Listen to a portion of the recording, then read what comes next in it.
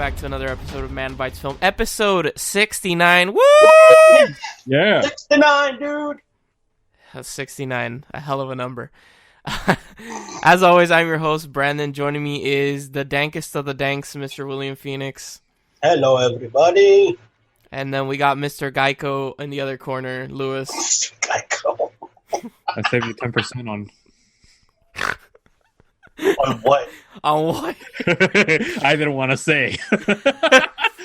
You have to call to find out. Oh, God.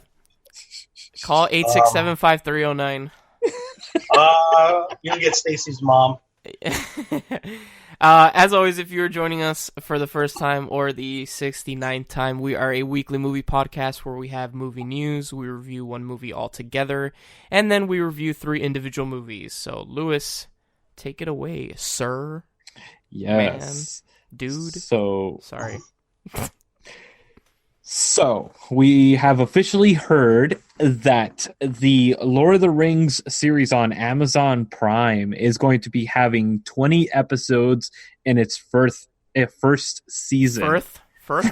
And we have our first not Englishing of the night, brought to you by the one and only. You know, I'm not gonna tell you to do it, but I would love you if you did it, because it's more work for you. But you should put like a ding every time that one of us like Englishes not correctly. Just ding, ding.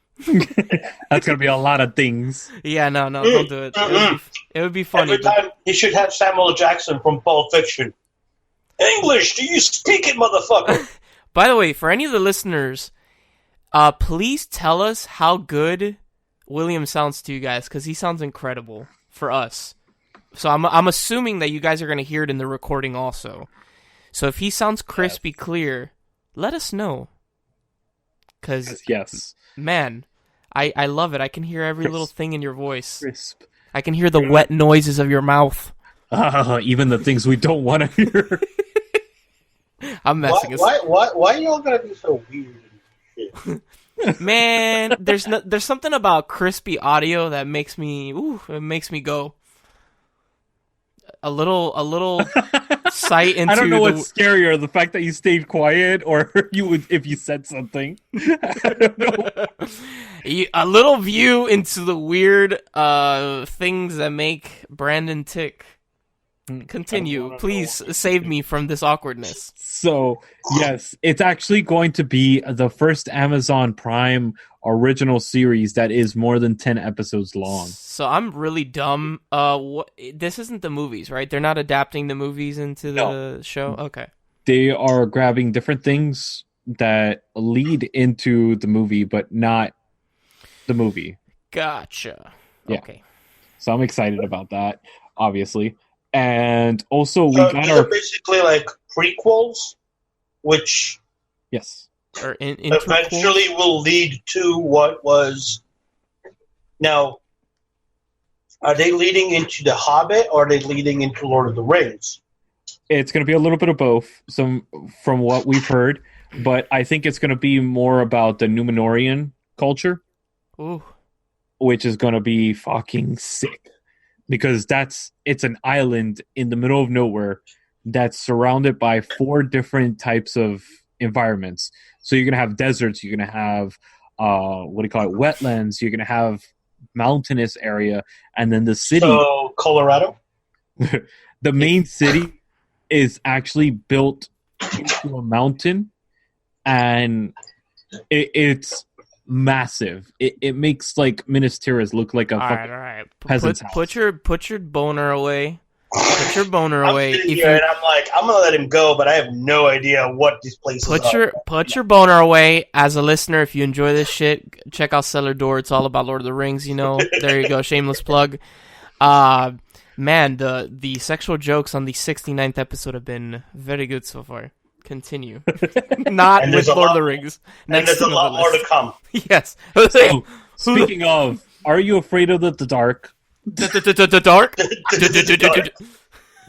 I haven't seen the teaser. Is it good? It is. Dark. Fucking stroke out there. Beethoven stuck in my head. Dark. Fucking stroked out there. Damn it. I was trying to hold off, and then it didn't happen. I was like, God damn it. It's funny. Get a handle on yourself. So I was talking. Sorry, now I'm just doing puns. Oh, I was talking about the revival of Are You Afraid of the Dark with my girlfriend. I was like, oh, this is a teaser. I should check this out. Completely forgot about it. Haven't checked it out. So is it good? It is. Okay. And it gives kind of that old school nostalgia feel, and I'm like, gotcha. Ooh, it hits you in the nostalgia heart. Hits you in the balls. Yeah. So, I used to be very hard, very intense. Mind you, you're 7 years older than I am. Did Are You Afraid of the Dark creep you out? Because for me, of course, I was creeped out by it, but I was a child when it came out. You were much older, so. I was what? I was probably early elementary school, so I was what? Yeah, I think because I remember Are You Afraid of the Dark, so I must have caught the reruns because I remember watching it on TV. You must have caught it when it was like airing, you know. And I used to. I loved that show, dude. I love basically Tales of the Crypt, but for kids, basically. Tales from the Hood. I remember when that came out. I watched that. What? Tales from the Hood? From the Hood. The fuck is that? Please enlighten me. It's kind of like Tales from the Crypt, but it's just like a hood version. Oh my god, I gotta find that. That sounds pretty funny. It's on Shudder, actually. Oh really? Oh, perfect. Of course he would know. Why would he not know?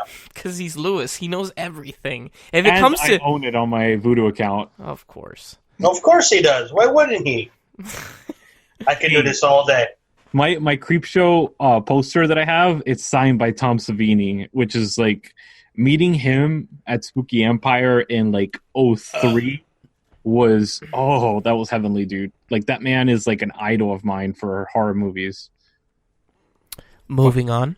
Sorry. Anyway, they have officially announced Venom 2's director. Yes. It is going to be the one, the only, Andy Serkis. Such a weird choice, in my opinion. Hey, he did a good job with this other film, so I didn't even know he was a director, but it's just like, why him? Why not?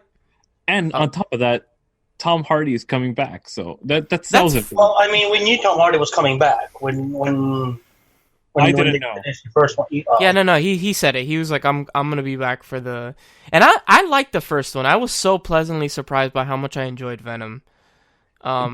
It's a decent movie. Yeah, definitely the best part of the film is like his relationship with like Eddie's relationship with the symbiote.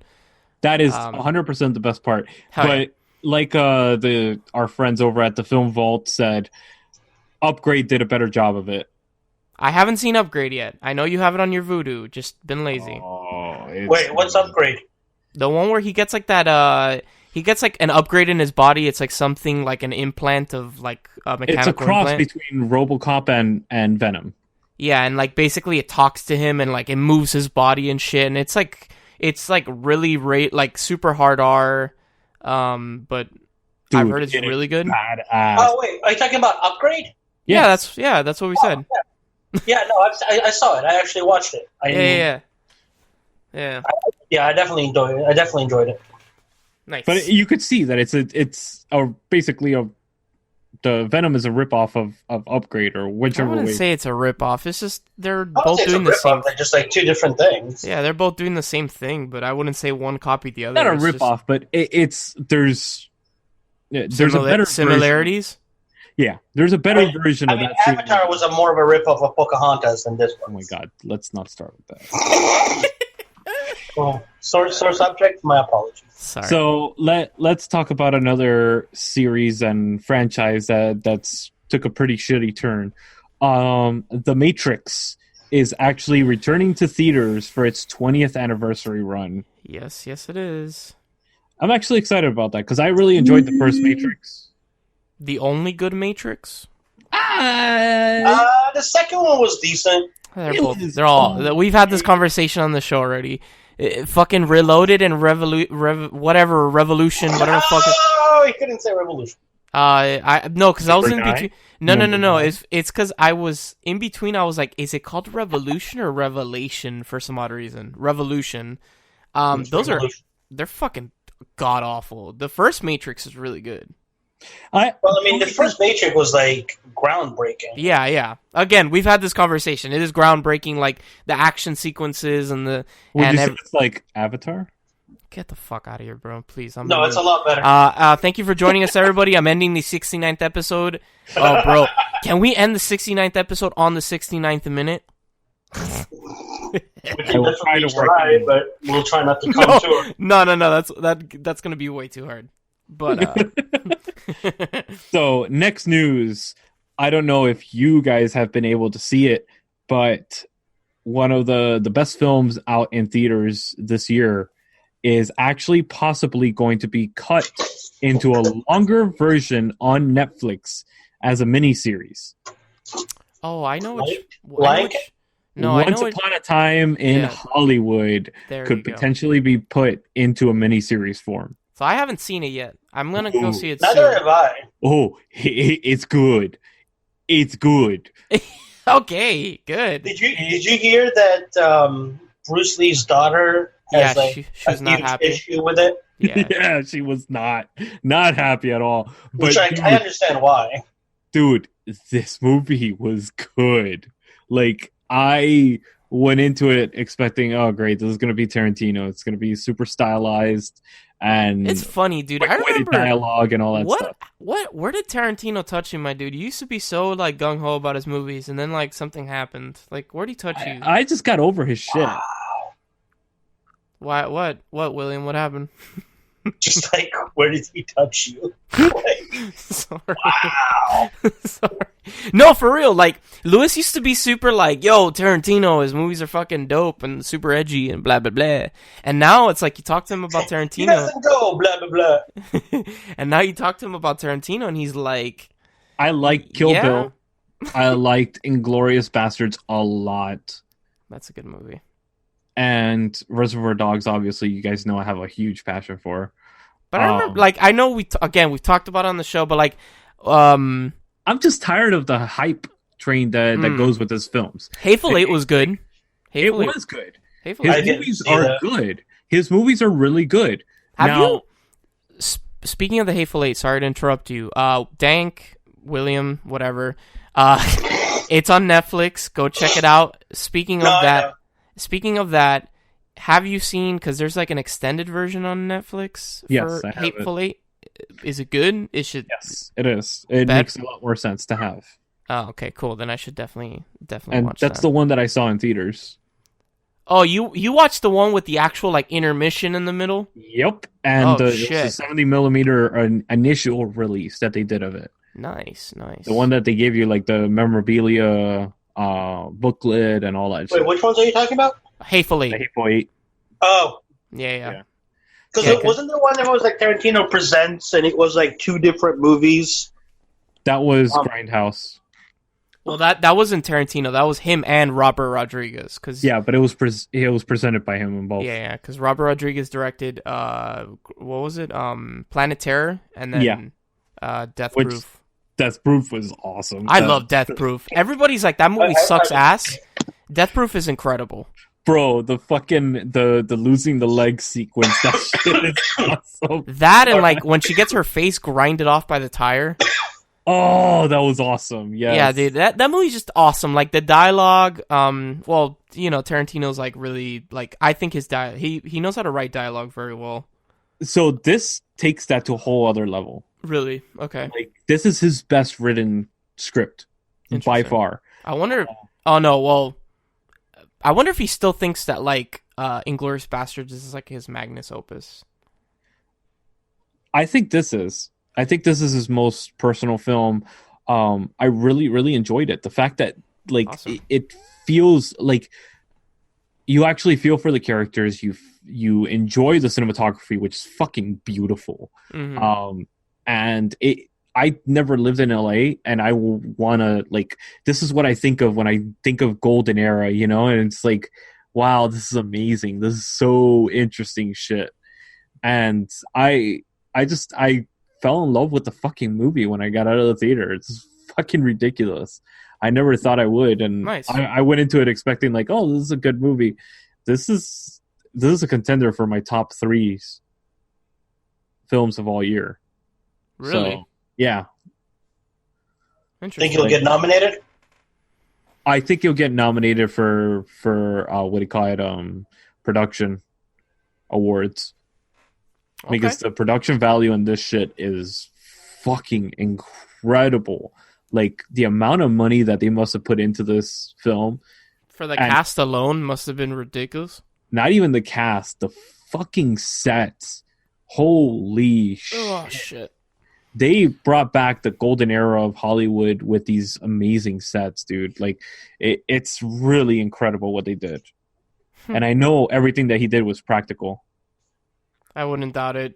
I feel like Tarantino's way too, like, bougie. Not bougie, but, like, up his own ass to do anything like CGI. Yeah, speaking of very bougie directors. Hey!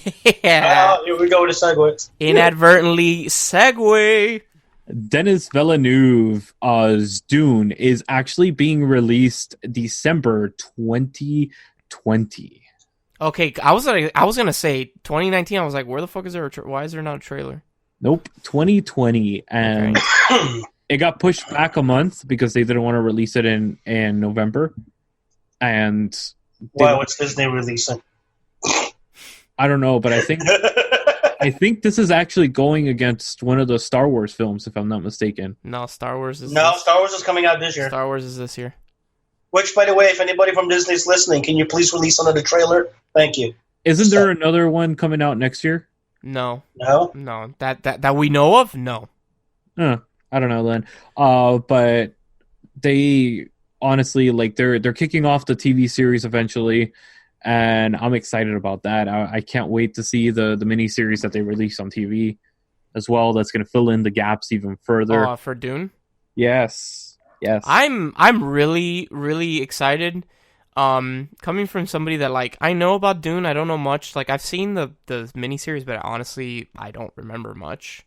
Oh, and dude. I think I have seen the David Lynch Dune, but I'm not entirely sure. It was a long time ago, probably. So there's 2 books I grew up with, Lord of the Rings and Dune. My dad had me reading those 2 books at a very young age. And of course you would. I put it up there with Lord of the Rings. Like, hi, my uncle was like, yeah, you're not going to have a normal childhood. I'm going to drill the shit out of you with these 2, the science fiction book and this fantasy book. Here you go. My God, dude. Some sick sadistic shit in that fucking in those books, dude. That's why you're the House Harkonnen. That's why you're so fucked up. Fuck. But yeah, I'm excited because Denis Villeneuve, Arrival and Blade Runner 2049 are both incredible movies. Yes, they so are. I'm super, super excited to see what he does. Like, his art direction is probably going to be impeccable, right? And we just saw that documentary too. Yes, God, about Jodorowsky's Dune. Jodorowsky's Dune would have been some trippy as fuck shit. That man has lost his mind. I think drugs is just taking him over. Dude, imagine this. Imagine H.R. Giger with Salvador Dali mixed.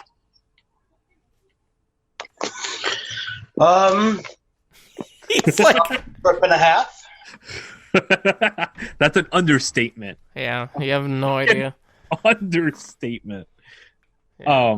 But anyways, the next news that I want to go into is Elmo's World. Sorry, Guillermo. it sounds like you're saying Elmo. I know, that's what I'm like. No, that's not right. Just say Guillermo del Toro. Guillermo del Toro. He said it more Hispanic than you did. Woo! I know. Cabrón. Tu madre. Mamá también. ¿Y tu mamá también? Y tu mamá también.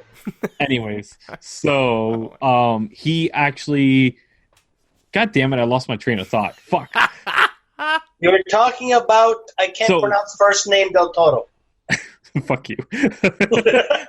So he's working on his next film, Nightmare Alley, and it is another monster movie. So I'm really fucking excited about this, and I can't wait to see what the hell it's about, what it is that's going to be involved. But it's a monster movie. Del Toro's directing it. I'm happy. Yeah. Have you guys heard? Oh, yeah. Go ahead. Oh, Tales That You Tell in the Dark. What? Oh Tales yeah, That You Tell in the Dark. The one that it's a kid's book. It's like a scary kids book. It's a scary kids book. I saw the previews. It looks amazing. Yeah, Guillermo del Toro is directing that. Oh, okay. Yes. Yeah. You're welcome. And I haven't seen Hobbs and Shaw. But oh my god! The only good thing that came out of that, from what I've heard, is actually the first teaser trailer for Christopher Nolan's next film. Yes, which it's Christopher Nolan, so I definitely will watch it. But what is it? Robert Pattinson, whatever his fucking name is. God damn, dude. Sparkly Vampire. He's in it, so I don't know about that directorial choice, but you know, he's a good enough actor that if he gets a good director, that he actually might be doing really good stuff. So we'll see. But I'm excited because this thing has been shrouded in fucking mystery, and I can't find the teaser anywhere.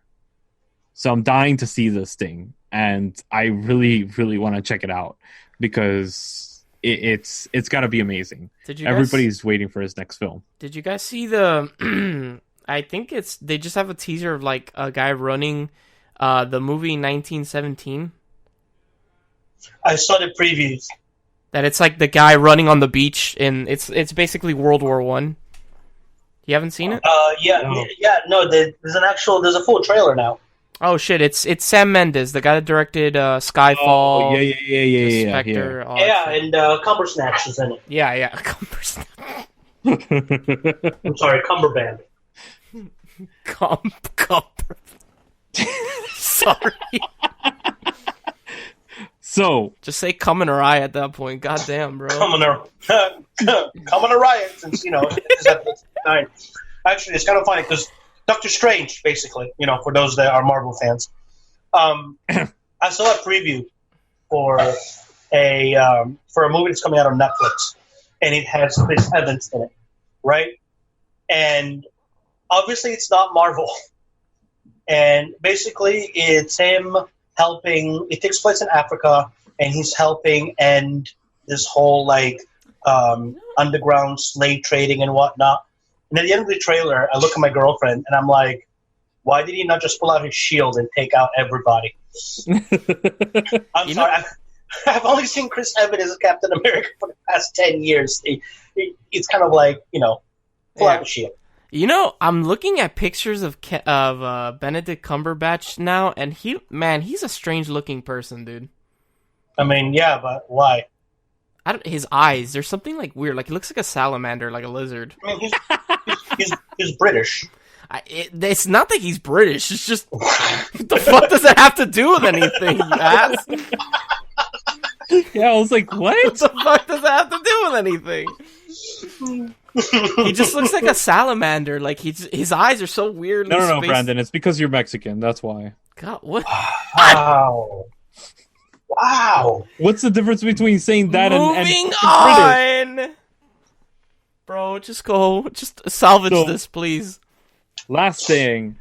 The creator of Neon Genesis Evangelion. God damn it! Fuck! Sorry. I used to say it Evangelion too, and then I was like, yay, I said it right. Oh, fuck. I didn't say it right. God damn it. Asshole. And Shin Godzilla is actually going to be directing Ultraman, which is the better version of what's his face from Marvel. Fucking Iron Man? Ultra? Yeah. So, Ultraman, for anyone that doesn't know, is a live-action TV series in the vein of what?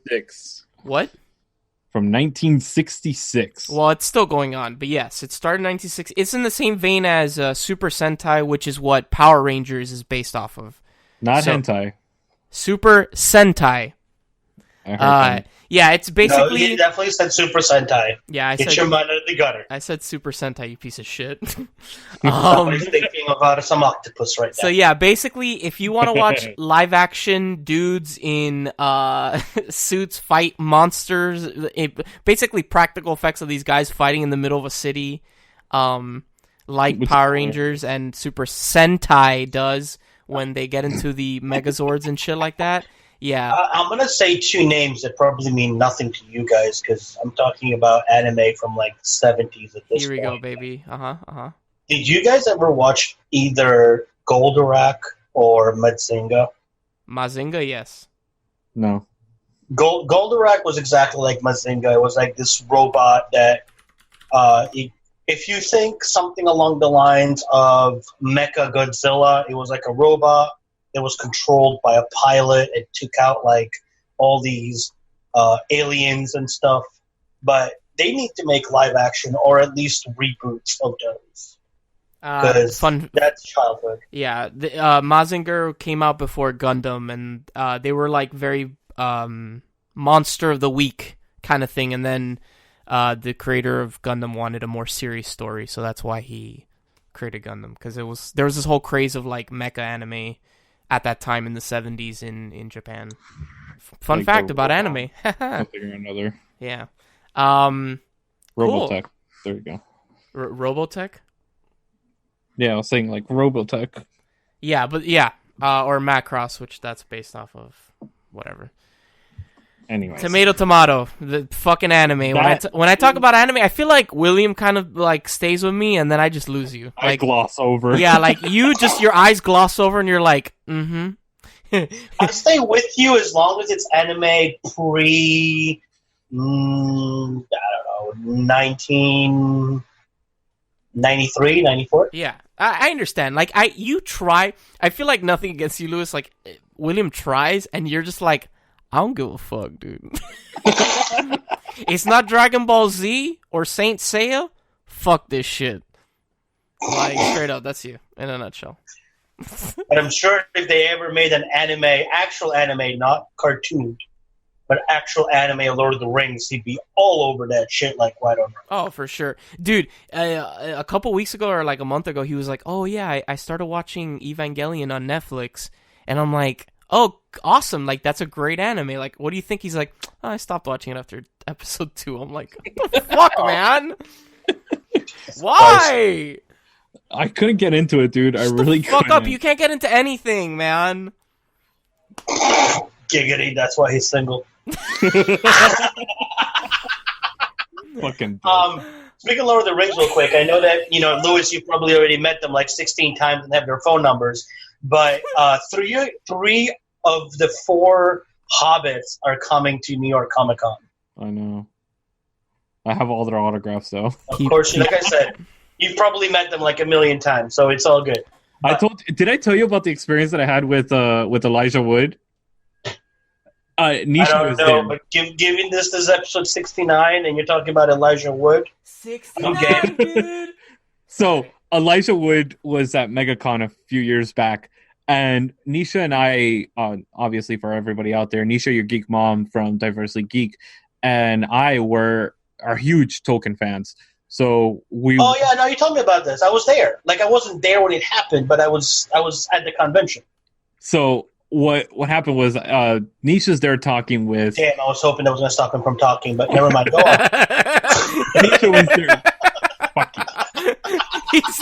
He's in gear, man. He's not stopping. Yeah, go on. Let him go. Let him loose. So Nisha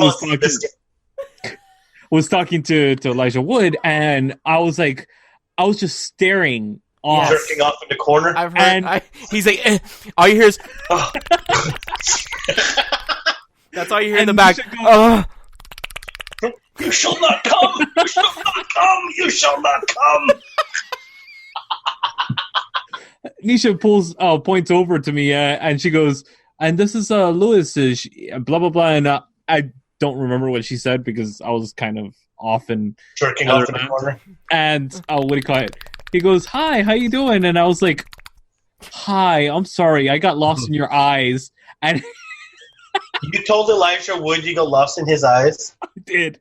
Straight How up. are you not banned from the convention? And Sexual harassment. I'm out. At least you're gonna start singing to him. In your eyes, blue velvet. Blue velvet. Oh my god! The next person that sings that to me, I'm running.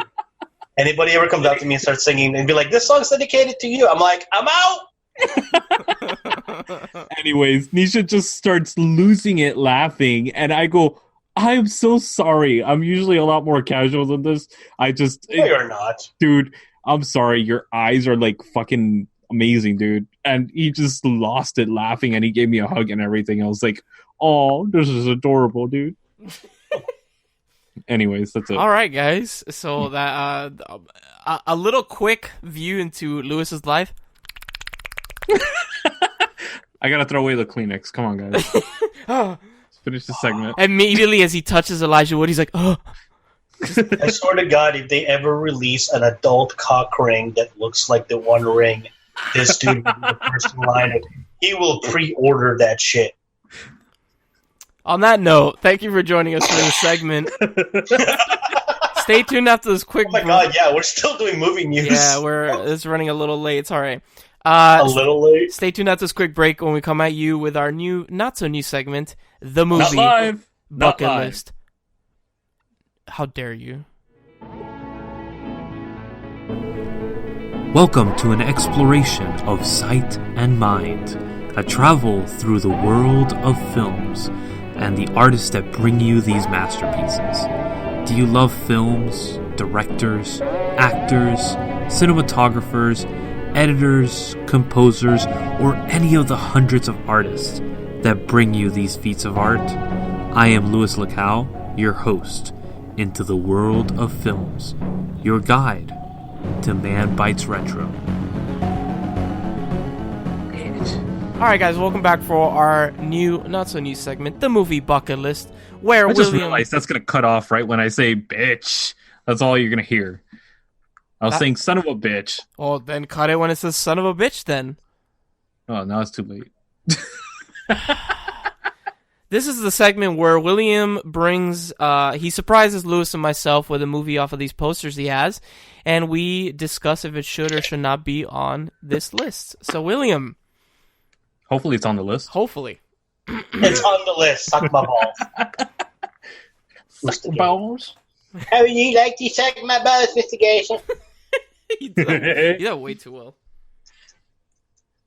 I know. It's because I'm fat. It comes like when you gain weight, you get Cartman's voice. Oh it's kind of a side effect. But when you God. get He fat. taps into that. He taps into the fatness. All right, William. What's the movie? Remember, kids, never fat shame your friends. God damn, dude. Come on, fat boy. Shaming is bullying. God, I'm dying. Please. All right, so I picked a classic, which Cholesterol's cholesterol's on a classic. Don't stoop to his level, William. Just continue, man, please. Maybe diabetes, but not cholesterol. Diabetes. I need. There are two words. Before I come on and record. There are two words. Whenever someone that's American, like white as fuck, says diabetes or says Sunday, Monday, and cuts out the A in the day of a week, it kills. Oh my god, that pisses me It off. kills me inside. I'm like, dude, there's an A in that word. I feel like who was that old comedian? Like he died in a car accident, but he always yelled on stage. I don't know. You know what I'm talking about? He had like long hair. Lewis, help me out here. Long hair? He had long hair. He always yelled on stage. That sounds like a lot of comedians. And a lot of comedians have died from car accidents. No, I know. Hang on. Yeah, they're either high or drunk. Pick your poison. Actually, speaking of, I actually recently saw the comedians in cars getting coffee. Yeah. It wasn't Mitch Hedberg. I love how when you said speaking of, I was like, what are you, stoned? Are you Sam drunk? Kinison. Wait, who? Sam Kinison? Let me look, Don't know who that is. Let me look him up. Google him. Google him? Okay? Google him. Google? Kinison. Oh, this guy. Yeah. That guy. Yeah. Right? So when people like you were saying they're Monday, Tuesday, or whatever else, I just want to I want to turn into him and just yell at them and be like, "There's a fucking A! Pronounce the A!" That shit kills His me. last name? Kinison, Kinison. It just kills me inside. It's like it's not it's not diabetes, it's diabetes. It's not Sunday, it's Sunday. God damn it, man. God, that shit kills me. All right, William, what's the movie? America. Fuck yeah, we're the best country in the world. Sorry. Wow, I hate you guys so much right now. Okay, what's the movie? All right. So the movie I picked is a classic. Is it now? We'll be the judge of that. Huh? We will be the judge of that. I mean, if you say it's not a classic, you don't deserve to be on this podcast. It's from 1960, so it automatically makes it a classic, because anything before 1970 is a classic. No. Song of the South is a classic. That's a Disney classic. It may be swept under the carpet, but it's Shut the fuck up. Yo, I want to see that go on Disney Plus. That's what I say. Right? Oh my god. Well, I can tell you it's a classic because it's from Alfred Hitchcock. Okay. Ooh, Psycho. It's Psycho. Yes.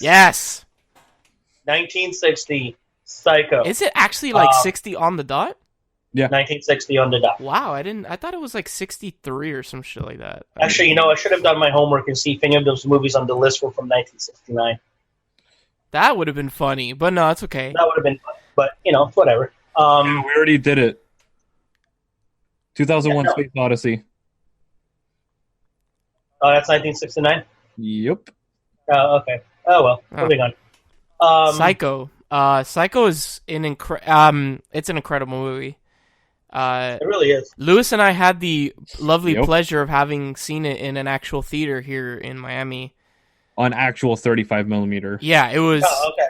I was about to say, does it really make a difference if you watch in a big theater? Because it wasn't dude, honestly, in any specific way. Think about it. Yeah, okay, it's great that we saw it on 35 millimeter, but also you're seeing it in a theater. That's still a different experience than seeing it on your TV. And it was with people that were aficionados of the movie. Yeah, it's definitely all these hipsters that are like, me included. I'm one of those. Fun fact about that place. When the stabbing scene happens, that shit was so fucking loud. Do you remember? Dude, yes. I legitimately... Okay, I've seen Psycho countless amounts of times. I know that movie. I know when things are coming. And the sound was so loud when the screeching violins came in that I legitimately jumped. And I was like, whoa, Jesus Christ. Because I did not expect it to be that loud. That was pretty hilarious. It was a fun experience. But, yeah, Psycho, dude, oh man, just... It's a beautiful movie, dude, and it's way ahead of its time. If you think about it, we were talking about this, the whole fact of the whole sexual innuendos and everything that's occurring at the beginning. Yeah. That there's a sexual affair and all that stuff.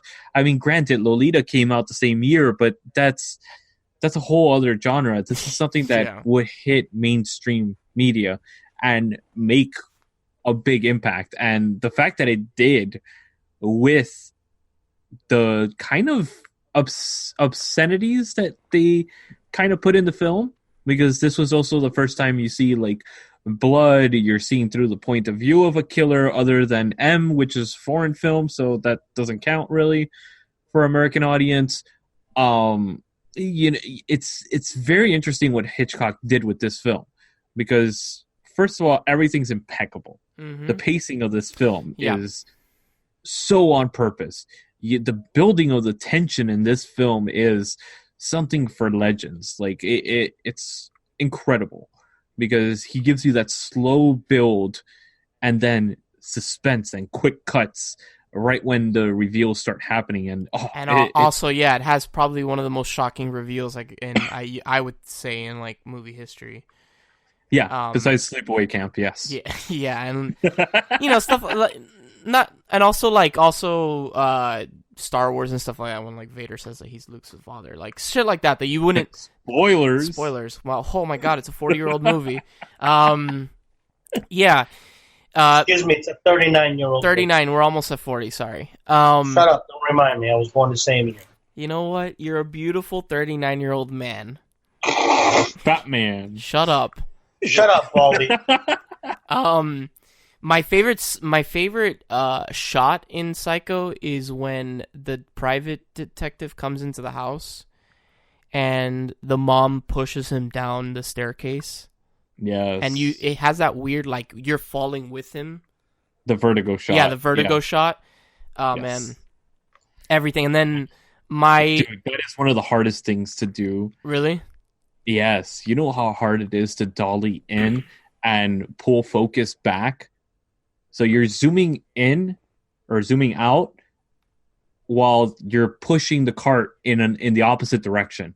But getting it just right to get that illusion, it is so difficult to do. Wow. So difficult to do. It's incredible. Like I've tried to do it on actual film, and you really have to focus in to do it. You have to have like 3 or 4 people facing it and all that stuff.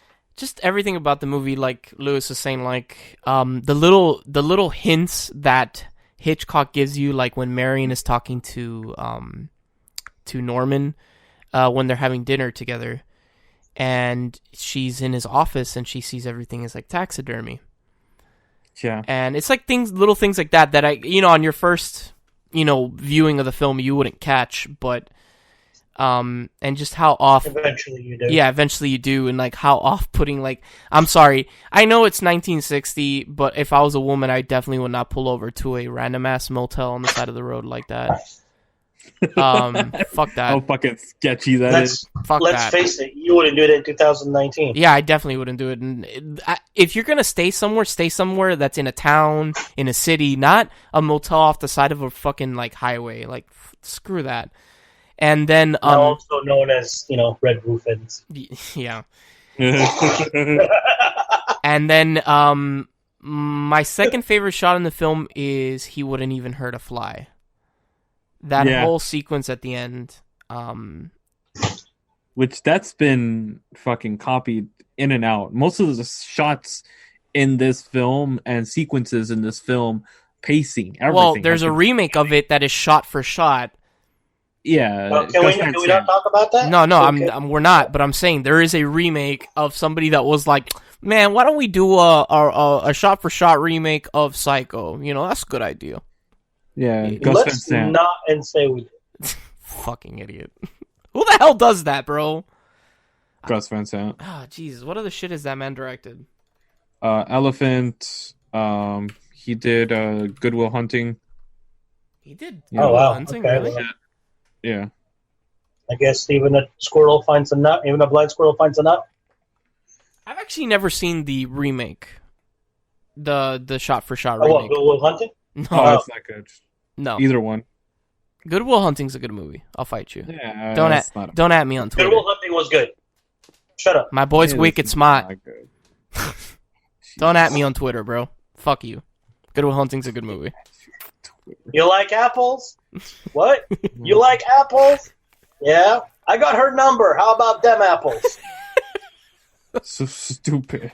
And then, like, did you ever see the Family Guy episode where they're talking about, like, Good Will Hunting, like, the remake or whatever, and then it's the same scene in the bar, but instead they just pull out a fucking shotgun and shoot the guy, and he goes, yeah, applesauce. What? No. Wow. Yeah. Watch it. It's fun. Good times. So what? Is this your favorite Hitchcock film? I don't know if I have a favorite Hitchcock. I mean, yeah, I would say probably. This is my favorite Hitchcock film. Not mine. What's yours, Vertigo? No. Rear Window. Oh, Rear Window. Okay. Yeah, I fucking love Rear Window. That's That's one that movie. Disturbia is based off of, right? Yes. Yeah. Oh shit! I thought I silenced my phone. My apologies. So, what do you think? Where do you think we should put this movie? I say it definitely deserves to be on the top 100, and I'm gonna put it super high up there. I'm probably gonna put it in like early teens. I'll probably put it in early 20s. Early 20s? Yeah. Like early teens, like top like single digits. Like I think it's a classic, and also I think that it influenced a bunch of directors or like people that were going to be directors in the future. 100%. William? Yeah. Top 10. Top 10? Damn. Top 10. God I damn. think for the way that it was shot, especially the time that it was shot, and I will say to be a Hitchcock movie as well. I love Hitchcock movies. Yeah, no, but I'm saying, like, I'm not putting it... I don't tend to put movies in the top 10, just because it's directed by this director. But in this case, because it is a Hitchcock movie, I will put it also in the top 10. It influenced, like Brandon said, it influenced generation, and it probably will still influence generations of past, present, and future directors. Not only directors, but like just the genre of like a thriller or like a horror, like a... Like, I don't know if I consider Psycho a horror film, but it's more of like a suspense. It's a horror film. It is, but... It's considered a horror film, especially because that's what was horror back then. So, but like, to me, it's more like a suspense thriller than anything. But that's horror. I mean, that's technically... I guess it's like a subgenre of horror. It is. Yeah. So I feel like it changed that subgenre forever. People invented that subgenre. Or maybe it even invented it. Hitchcock invented that whole genre of thriller, suspense, all that stuff. That was 100% him. He fucking... Why are we talking about subs all of a sudden? Fuck off. But no, sorry, go ahead, Louis. No, I'm done. That's it. Okay. But yeah, no, definitely top 10 for me. Which I think is like the first movie out of the list so far that I've actually solidly put in the top 10. Yeah, I think this is like the first movie that we've all put like very high up there. Yeah. Agreed. So, yeah, definitely. Well, if you're listening to this, we've spoiled pretty much Psycho. But yeah, if you haven't watched I haven't seen this fucking 80-year-old movie. Well, it's a possibility that somebody hasn't seen Psycho. It's definitely a harder movie to come across. It's not streaming on anything that I know of. So, but if Psycho was on Netflix for a little while, and then it was on not. Amazon Prime. Yeah, it was. I'll take your word for it. I'm surprised. I'm surprised it's not on Criterion. Criterion. It might be. No, it's not. It's not. Damn, that's a shame. So yeah, they can't. They don't have the rights to Hitchcock films. Gotcha. So yeah, if you can, if you haven't seen Psycho or any of Hitchcock's films and you can get your hands on them, then do yourself a favor and definitely watch them because they're all very good films. Yes, they are. So stay tuned after this quick break when we come at you live with our main segment of the show, our main review, which is Bluevelvet. Sorry. Okay, go on.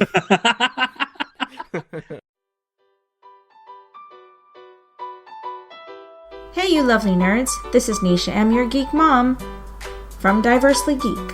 Diversely Geek is a global non-profit that promotes self-acceptance by highlighting the positive message of fandom. We're all fans of something that has affected us for the better. We like to express that love by embracing our inner geeks with you all on our podcast Diversely Geek Discusses. We also have a podcast for any Whovians out there called Doctor Who in Review. We often partner with Manbitesmedia, so you're bound to come across us sooner or later. You can find us all on our podcast platforms as Diversely Geek Discusses and on social media platforms as Diversely Geek. You can also subscribe on our website, diverselygeek.org, where you can find our podcasts, videos, original content, articles, and so much more. And remember, there's some good in this world, Mr. Aslan.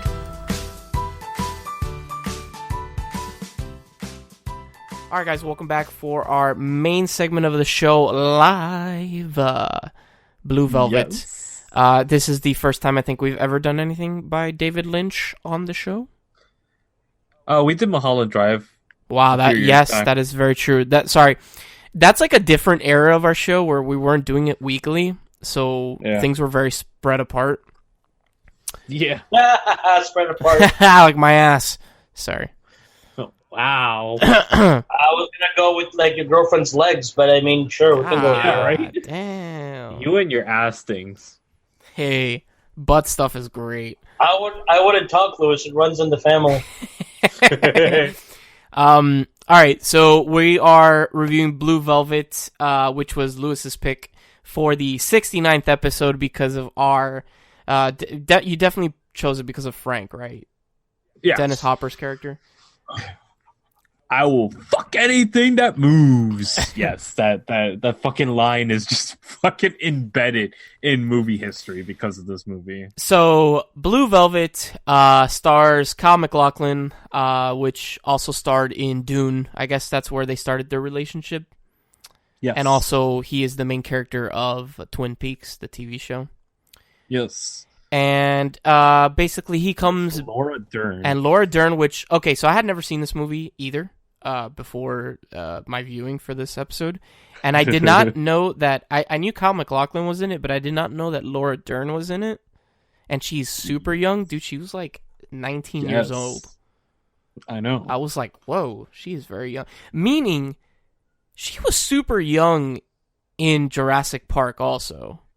Yeah. She's like in her 20s. She must have been in her, 20s, late 20s, like 30s. Wait, hold on. You're talking about his girlfriend, like the young girl? Yes. Yeah. Dude. That's the same girl that was in... That's... Jurassic Park? Yes. Jurassic Park? Laura Dern, yes. Laura Dern is... Wow. Yeah, that's her. Okay. Yeah. I didn't put one and one together on that one. Okay, no. Cool. Yeah, she was born in... That's why she looked familiar. She was born in 67, so she was 26 in Jurassic Park. That's crazy. She was younger than me. Oh my god. She looks... I mean, not that she looks bad, but she definitely... Looks older. Played an older part. Yeah. She looks older. So, back to Blue Velvet. Kyle MacLachlan's character comes back home because his dad has a massive stroke, almost dies, and basically gets caught up in some weird shit. He finds an ear, a cut off ear. He finds an ear. A cut off ear in a field, and that... People, lend me your ear. And that leads him to meeting a lounge singer by the name of... What's her name again? Blue Velvet? Well, Dorothy Valens. That's her actual... The character's name. And, it goes from there, and then we meet Dennis Hopper's character, which, dear God almighty, Frank Booth. Dude, this is Dennis Hopper, and you will never look at Dennis Hopper the same after this film. Well, he's definitely crazier, but he kind of reminds me... Dude, this is the fucking Shining crazy. No, but for instance, his character in Speed definitely took inspiration from Frank Booth. Frank Booth is way cooler. Right? Yeah. Frank Booth is definitely crazier, but his character in Speed definitely takes inspiration from this guy. Oh, yeah. He probably tapped into that. Yeah, definitely. So, I want to hear what William has to say, because William, as he was watching the movie, was texting Lewis and I and was kind of complaining that he just didn't understand. I was not complaining. I was strongly expressing my opinion. Okay. Go on. I didn't like it. Well, go more into detail of what you said in... Elaborate. Yeah, elaborate. Tell the listeners what you said through text to us.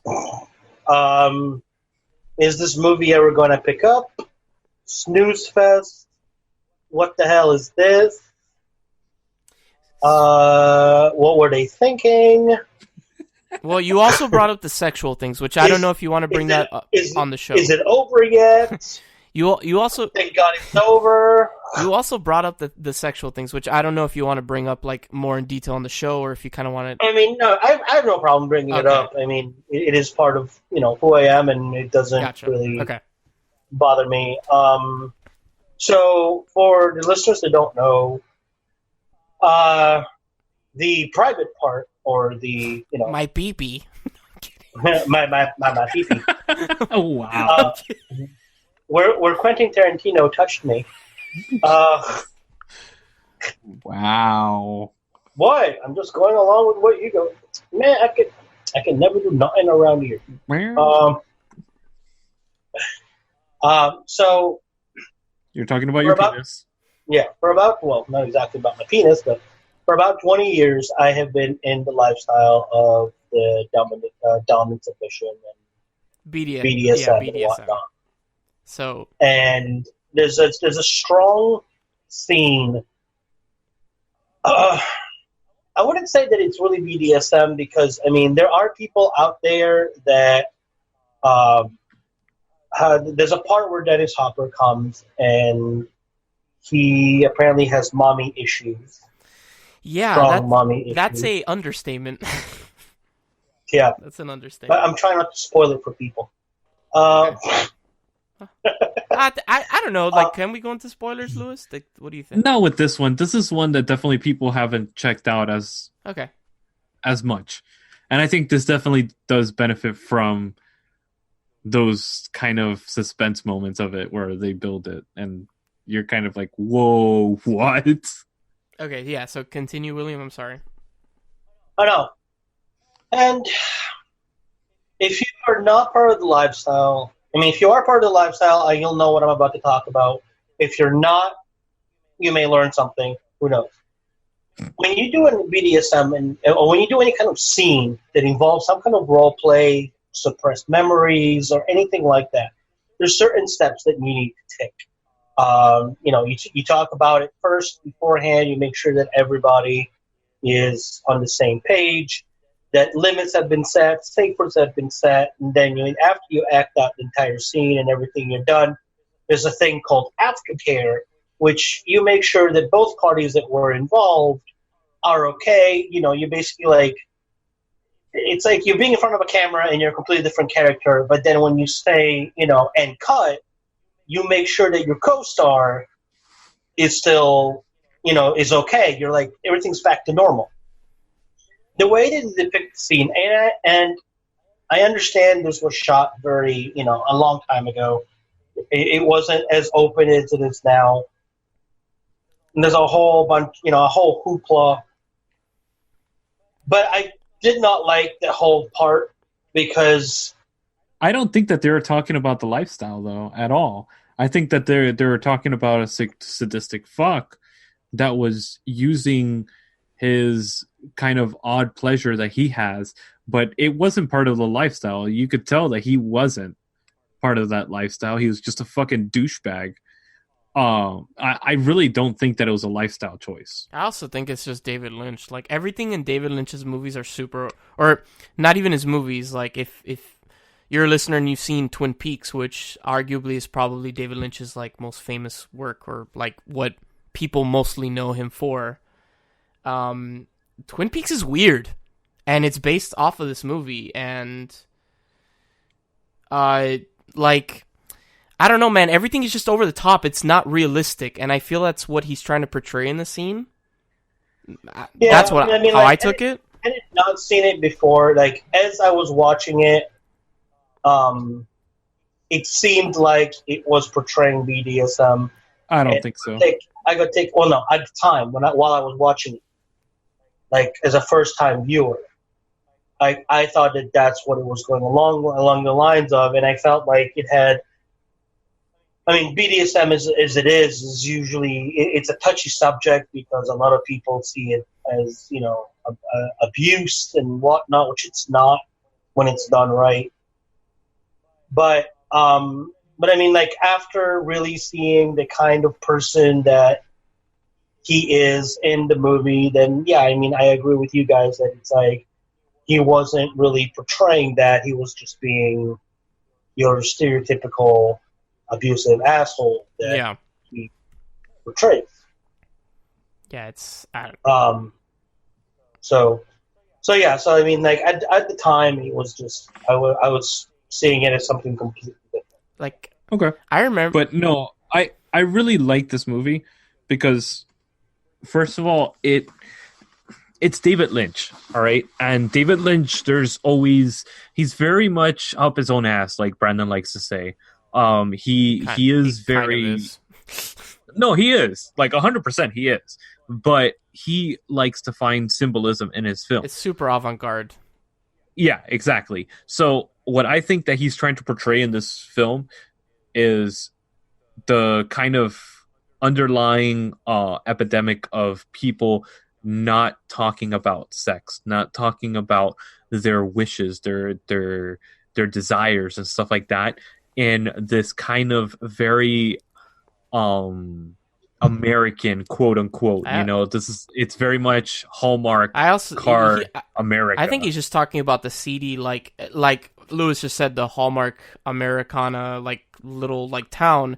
But even if it looks like it's the best looking thing ever, it's the happiest place, there's still crime, there's still shit, That's why there's all this symbolism of like insects and shit, and the robin, the bird getting the and that dream sequence at the end, that dreamy sequence that he does at the beginning and at the end. Exactly. That fake ass Robin, dude. The Mary Poppins Robins was a lot more believable than that fake ass Robin that they had in that movie. The Robin didn't look that fake to me. It looked fine. Oh, it was fake as hell. Probably was, but it looked. It was more fake than my marriage was. Jesus Lord. But what I was gonna say is, I appreciate David Lynch. So Twin Peaks was not the first thing that I watched, but I'm gonna say it was because I've seen Dune before, but it was a super long time ago, so I don't really remember. I thought I made you watch Mulholland Drive before you watched that one. Oh yeah, that's true. Okay, let me rephrase that then. Because Mulholland Drive is the first one. Okay, let me rephrase that then. Twin Peaks is in a special category like Bluevelvet. And I remember when I put Twin Peaks on for the first time, hearing so many things about it. Like, most people you talk to about Twin Peaks are like, yo, this show is, like, really good. It's incredible, blah, blah. Right? So I'm watching Twin Peaks, and I'm like, what the fuck is this? Like, what am I watching?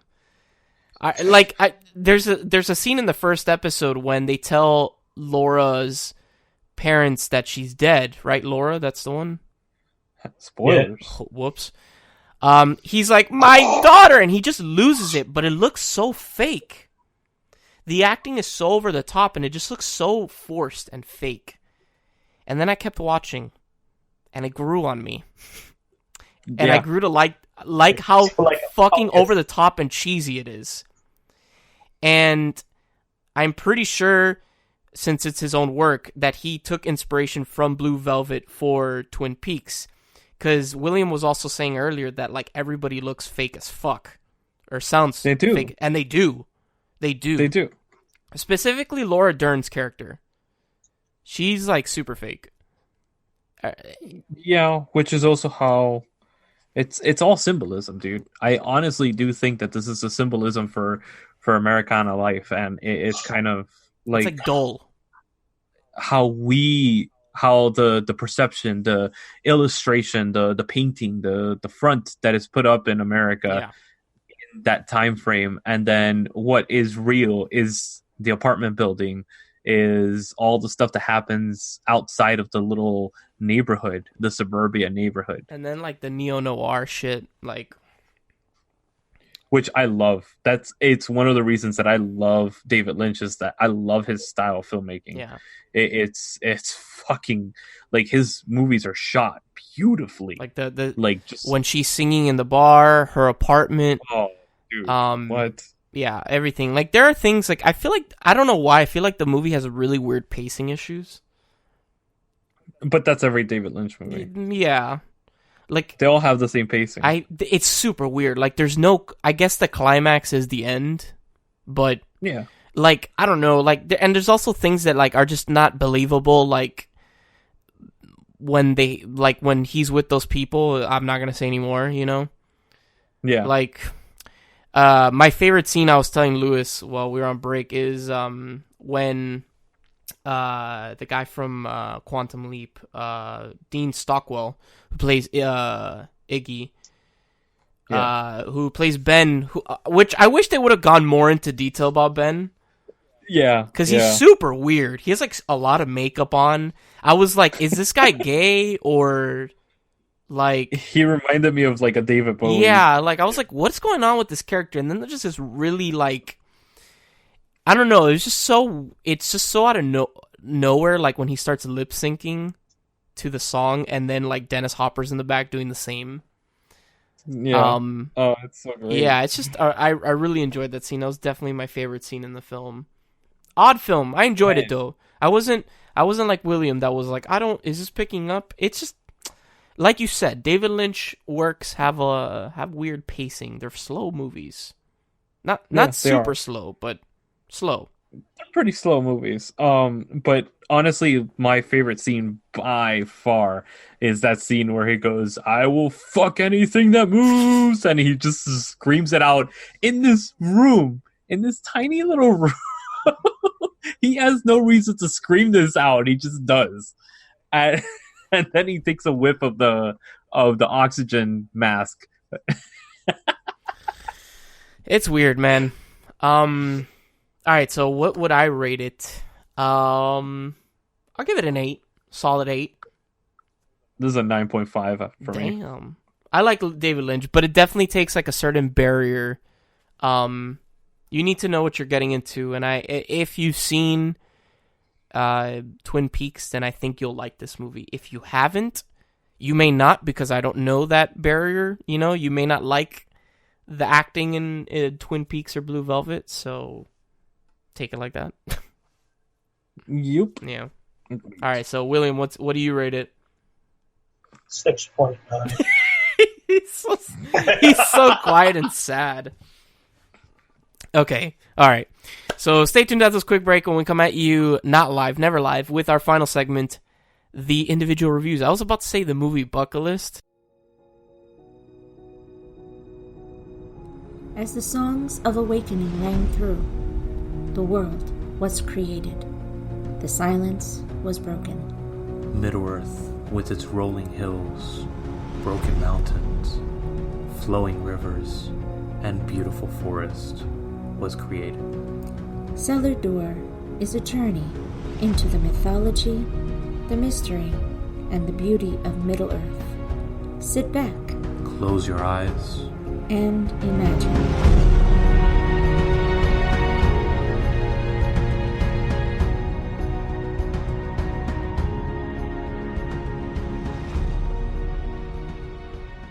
Welcome back, guys, for the last segment of our show, the final segment, never live, the individual reviews. I'm going to be going first. I'm going to be reviewing a show that's streaming on Hulu. So I saw the trailer for this show because I was watching Handmaid's Tale with my girlfriend, and you know Hulu has a shit ton of ads. So they put the ad for the show called Pen15. I don't know if either of you have heard of it. I have not. Okay. Pen15 is a comedy series. It has 10 episodes. It only has one season. Be the judge of that. What? We will be the judge of that. What do you mean? Like if it's comedy or not? Is that what you're saying? Yeah. Oh, okay. I was like, what? It has one season on not Netflix, sorry. Hulu so far has 10 episodes. Each episode is like 20, average like 20 something minute episode. And basically the show is about two girls, Maya and Anna, who play themselves, and they're in 7th grade in the year 2000, and basically it's their life in 7th grade. So this is actually 30-something-year-old women playing themselves as if they're in the year 2000, and everybody that's acting around them in the school is an actual 13-year-old. Okay. So bear with me. I don't know how they do it. The wonders of cameras and makeup and shit, they actually look 13. They don't look like grown women, other than their height, It's super funny. Mind you, I'm not a girl, but like, I had not noticed. Shut the fuck up.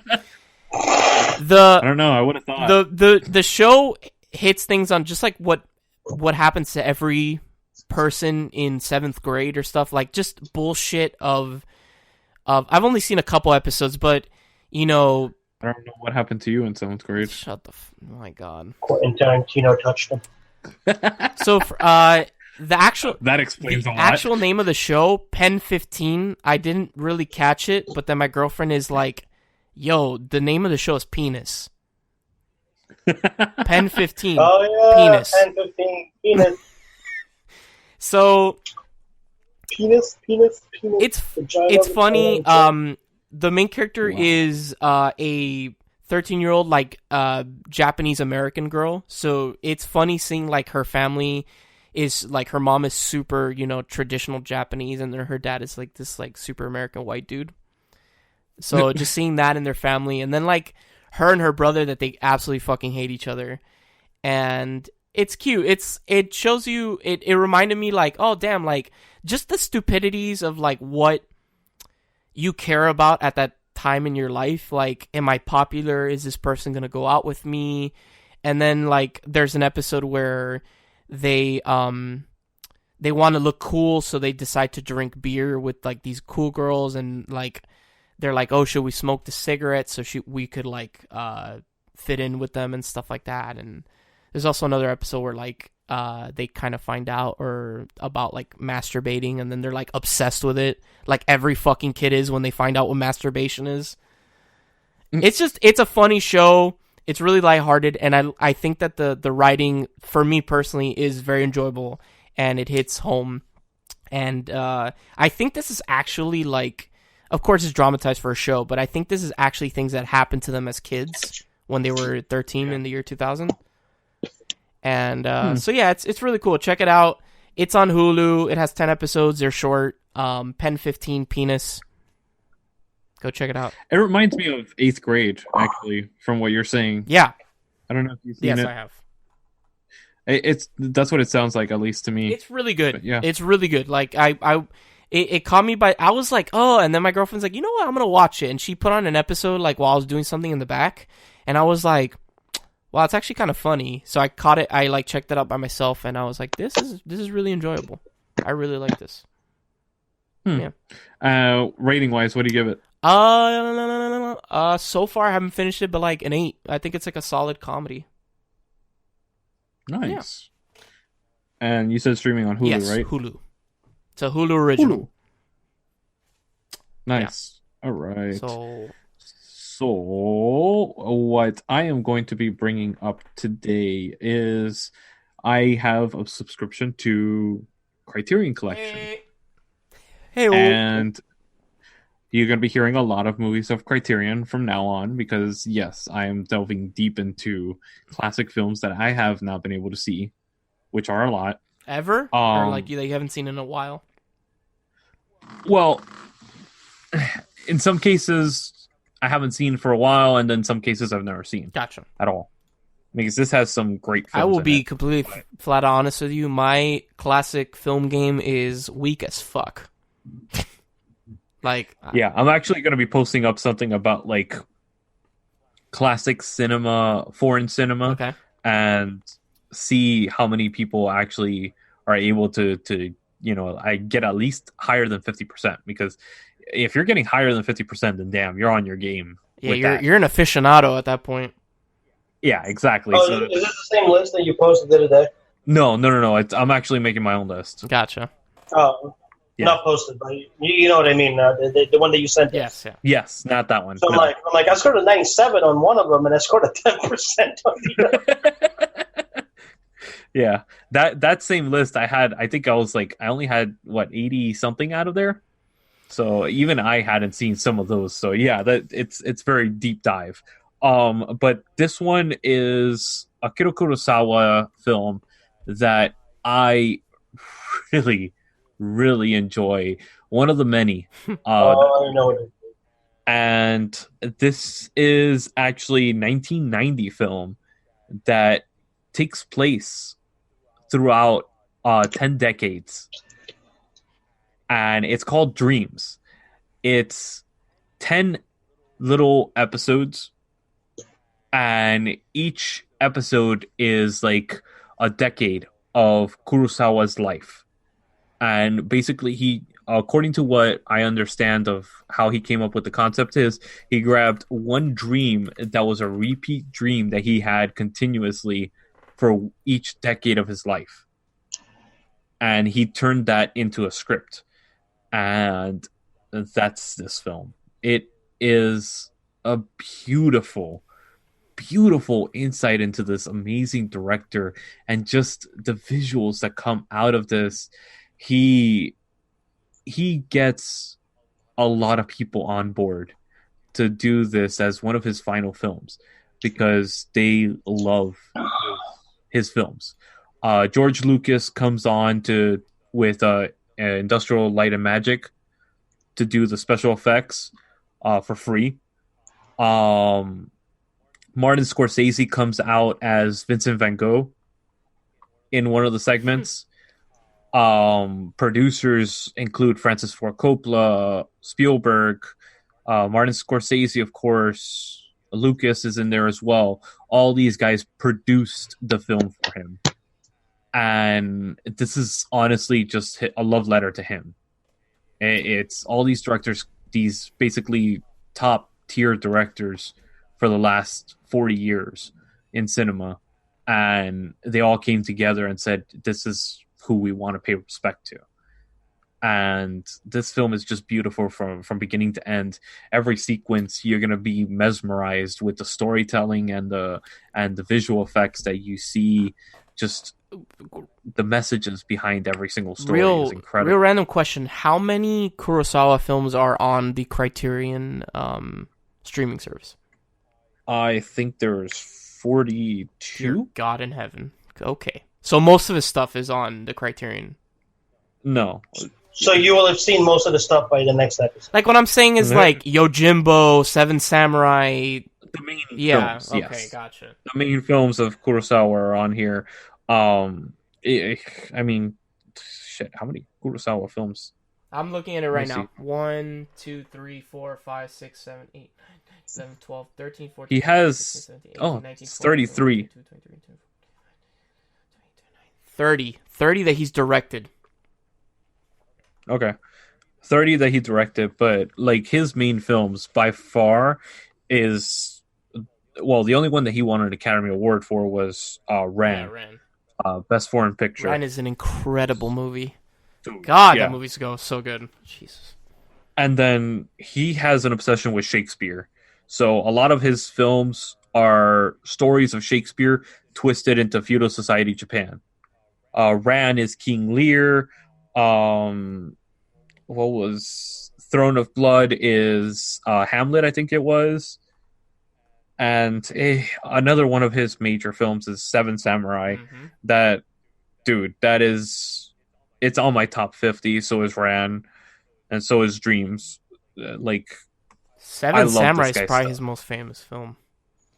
You probably, yeah. Like, for sure. That's a 3.5 hour long epic that we will be doing soon. Wow, it is 3.5 hours. I never realized that. Yeah. Sanjuro, Yojimbo, and what the hell's the name of the other one? The third one, Rashomon, are fucking great, and it stars like one of my favorite Japanese actors, Toshiro Mifune. Yes, he's fucking awesome. Yeah. He's so incredible. That's the lone samurai in Seven Samurai. He's the crazy fuck that wants to be a samurai. But yeah, no, Dreams. Going back to Dreams, this is a 10 out of 10 for me. That is your favorite Kurosawa film, right? Dreams? No, Ran is. Ran. Okay, gotcha. Ran, and then what do you call it? Iran and Seven Samurai, and then Dreams. Okay. Yeah, I definitely have to get into your. And Oh my god! All right, William. So take us home. What's the final review of the week? So I had to go with a classic. Well, I would say a comedy classic because it has stemmed so many quotes from the movie. We'll be the judge. Obviously, it's a parody, huh? We will be the judge of that. I mean, the Academy Award was the judge of it and it won. So check my balls, Mr. Garrett. And we all know the Academy Award never does any wrong. That was sarcasm, by the way, in case anybody was wondering. It was one of the first movies that my family watched when we moved stateside. It introduced me to the wonderful world of grits. It introduced me to the wonderful world of Utes of Alabama. Yeah. And it stars Marissa Tomei, Ralph Macchio, which was the first time I'd seen him not in The Karate Kid. Did he do anything else other than The Karate Kid? Yeah, he's in My Cousin Vinny. Well, besides that, no, he's also in the the Outsiders, right? He's in The Outsiders. Right, he was in The Outsiders. Yeah. I forgot about that. And now he's in Cobra Kai. Yeah. Yeah, who cares about that though? Yeah, what? Whatever. And hang on. It stars the incredible Joe Pesci. Yes. Which I think he totally should have won an Academy Award. If Marissa Tomei won an Academy Award for her role, he totally should have won for his role. 100%. Just saying. Also, this was right after I first saw this soon after watching The Mighty Ducks. So when I saw The Prosecutor, I was like, oh no, it's Coach Riley. That's awesome. Yeah. And I was like, he's the asshole because it's Coach Riley, and he played an asshole in the Mighty Ducks, so he's going to be an asshole in this movie too. Obviously, I'm talking about My Cousin Vinny, if you haven't figured it out or you didn't catch on when I slipped a minute ago. Did you slip? I didn't even notice. I said, because I said Ralph Macchio's in it, and he's like, what else has he been in? I'm like, My Cousin Vinny, and I'm like, fuck. Whoops. But neither of you picked up on it, so I'm like, all right, cool, I'm still saying. I did. Yeah, My Cousin Vinny. To this day, I'm quoting it. Friends of mine are quoting it. It's actually one of my roommates' favorite movie of all time. It really is. It never takes itself seriously, even when it's serious scenes. I don't even know where to go with this. There's so much. Just every moment that kind of culture clash. This is like the ultimate fish out of water film. It's one of those films that you just completely, you can never believe it's so outrageous, but at the same time it's so hilarious that you don't give a shit. You just enjoy every moment that Joe Pesci is trying to allow himself to absorb into Southern culture. And every moment is just priceless gold. From the moment where he's like, grits? What the hell is grits? No. He goes, what's a grit?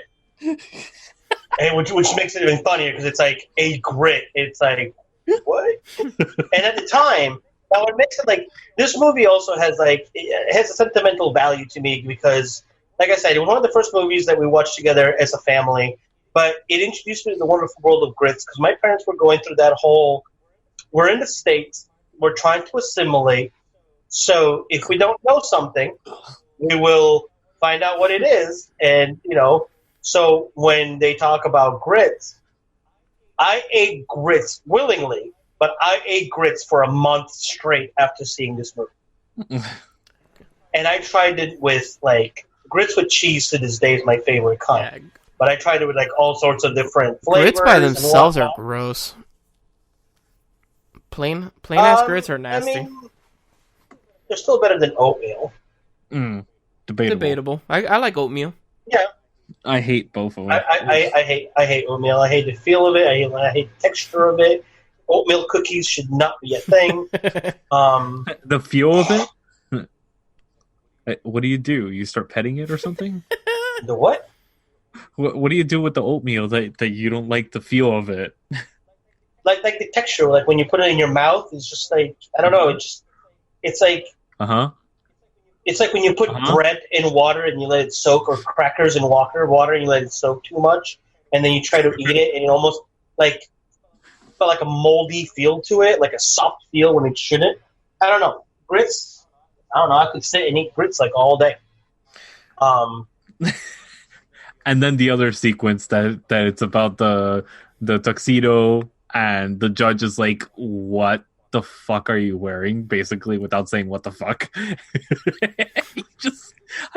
I crack up so much just seeing fucking the guy from the Monsters being a judge. That it just cracks me the fuck up.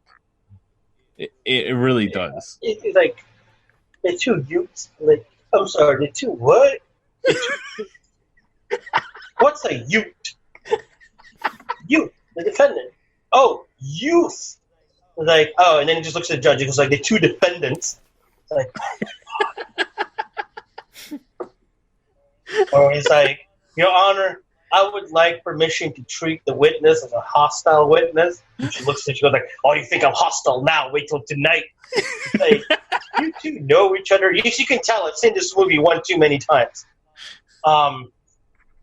But it's great. It's like I said, it never takes itself seriously. It's fun. It's witty, and overall, it's a great, even like I would say family movie, but like if your kids are like 10 and older, kind of family movie. It's not like let me watch it with my 5-year-old. Also because the 5-year-old would probably not understand or not get it, but. It's one of those comedies I could turn on anytime and I will sit there and watch it no matter what. You can never not be in the right mindset for this movie. Yeah, I mean, like I was flipping through Netflix. So I was looking for something specific on Netflix. And then I saw Mycousinvinny, and I'm like, oh shit, never mind. I found what I was looking for now. And I sat and I watched Mycousinvinny because it's on Netflix? Yeah, it's on Netflix. I don't see it. It's not on Netflix anymore. It was on Netflix like 3 days ago. It's not on Netflix, dude. Don't even. I'm serious. It's not on Netflix. And it's not on Amazon Prime. I'm going to start taking pictures of this. I think you watched it on HBO. No. It was on Netflix. I strongly disagree. Netflixmovies.com. Watch Mycousinvinny on Netflix today. It's not on it. I just checked. I not lie. I not lie. Great English, my dude. I not lie. I'm gonna send you the link. I literally just pulled up the app and searched. It's not. All right, on guys. Netflix. Thank you for joining us today. We're gonna settle this. If you enjoy our content, remember to visit the manbitesfilm.coms. Hey, hold on a second. There's even a Netflix rating of 3.4 stars. That doesn't mean anything. You could get it from the DVD. Whatever. It was on Netflix. I know it was on Netflix. I saw it on Netflix. All right. Anyway, what movie are we watching? I didn't do this on purpose, I swear. We are watching... It is on Stars. Another Akira Kurosawa film. We are watching Hidden Fortress. The real Star Wars movie. Shut the fuck up. Shut up. Wait, what's the name of the movie? I blanked out looking for The Hidden Fortress. The Hidden Fortress? Yeah, The Hidden Fortress. It's what George Lucas based Star Wars off of. It's an Akira Kurosawa film. Yeah.